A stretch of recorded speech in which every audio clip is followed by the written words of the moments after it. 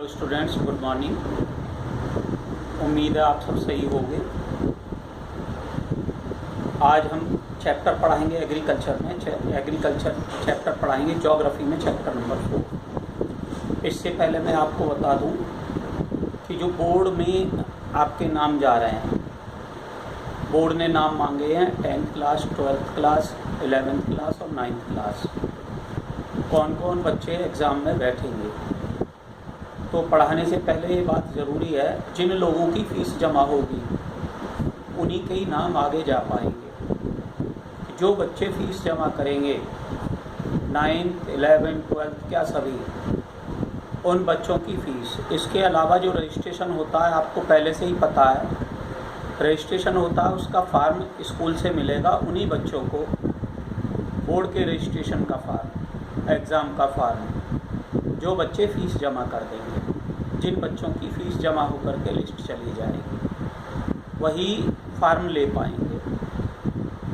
तो ये ध्यान दे लें, सबसे पहले आप लोग अपनी बोर्ड की ये फ़ीस जमा करें और उसकी फ़ीस जमा करें। स्कूल खुलता है रोज़ाना 8 से 11:30 बजे तक, 12 बजे तक खुलता है।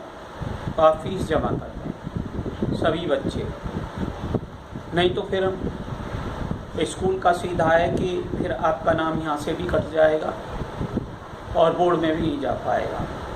तो आप ध्यान दे लें। चैप्टर नंबर 4 है एग्रीकल्चर का, ये हम पढ़ाएं। उससे पहले हम बताएं कि हमने आपको 2 सेट दिए थे, 2 सेट दिए थे एग्ज़ाम पेपर के।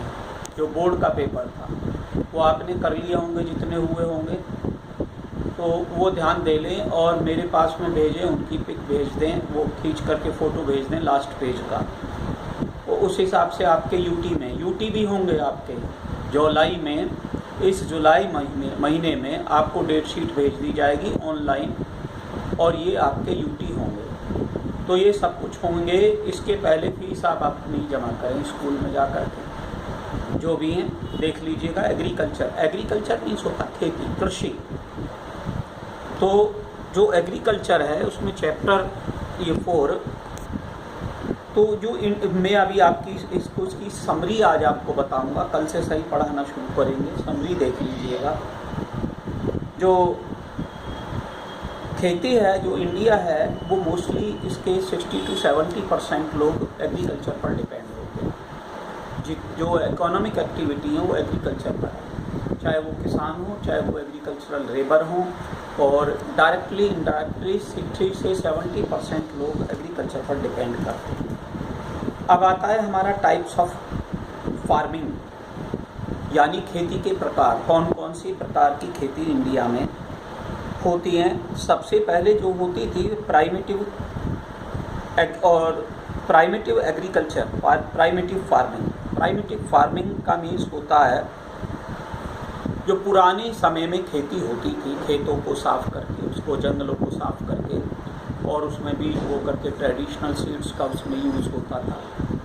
तो जो और उसमें जो इम्प्लीमेंट थे, एग्रीकल्चरल इम्प्लीमेंट्स या जो फर्टिलाइजर्स हैं, इंसेक्टिसाइड्स हैं, पेस्टिसाइड्स हैं, वो बिल्कुल यूज़ नहीं होते।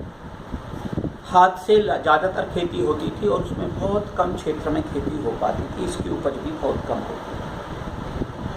इस जो प्राइमिटिव एग्रीकल्चर है उसको डिफरेंट एरिया में डिफरेंट नाम दिए गए। एक नाम दिया गया इसको slash and burn agriculture, slash and burn farming, यानी जंगलों को साफ करके या जला करके उसमें खेती करना, साल 2 साल 3 साल, जब तक उसमें फर्टिलिटी रहती थी तब तक ही वो खेती होती थी। उसके बाद में उसको अलग दूसरी जगह साफ की जाती थी। इसको शिफ्टिंग एग्रीकल्चर भी कहते हैं। शिफ्टिंग एग्रीकल्चर में भी वही होता है कि एक आज जब तक उसमें फर्टिलिटी रहती है, जब तक उस जगह पर खेती की जाती है, उसके बाद में अलग कोई स्थान ढूंढ लिया जाता है खेती करने के लिए।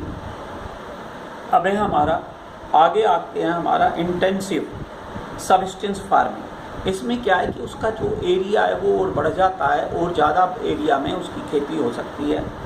और इसमें जो मैन्योर मीन्स जानवरों का गला सड़ा जो वो होता है, वो काव डंग, वो इसमें डाला जाता है। इसके अलावा होती है हमारी कॉमर्शियल फार्मिंग, कॉमर्शियल फार्मिंग में लार्ज अमाउंट ऑफ एरिया पर ये खेती होती है और इसमें एग्रीकल्चरल इम्प्लीमेंट्स, जो मॉडर्न इम्प्लीमेंट्स हैं, वो यूज किए जाते हैं। इसको मॉडर्न एग्रीकल्चर भी कहते हैं। मॉडर्न एग्रीकल्चर में high variety of seeds use किए जाते हैं, इंसेक्टिसाइड, पेस्टिसाइड्स और फर्टिलाइजर्स और एग्रीकल्चरल इम्प्लीमेंट्स इसमें यूज किए जाते हैं। ये होती है हमारी कॉमर्शियल फार्मिंग। अब हमारी आती है उसके बाद में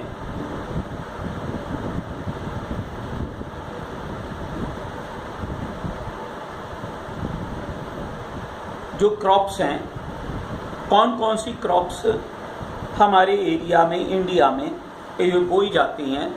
तो वो क्रॉप्स के बारे में हम बता दें कि यहाँ पर जो बोई जाती है, मोस्टली सभी क्रॉप्स बोई जाती हैं अलग अलग एरिया में, इंडिया में सभी तरह की फसलें इस बोई जाती हैं।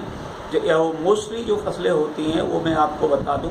सबसे पहले इसमें राइस, उसके बाद व्हीट, उसके बाद शुगर केन, उसके बाद टी और उसके बाद ज्वार, बाजरा, इस तरह की भी खेती इंडिया में पाई जाती हैं, बोई जाती हैं। इसका प्रोडक्शन होता है।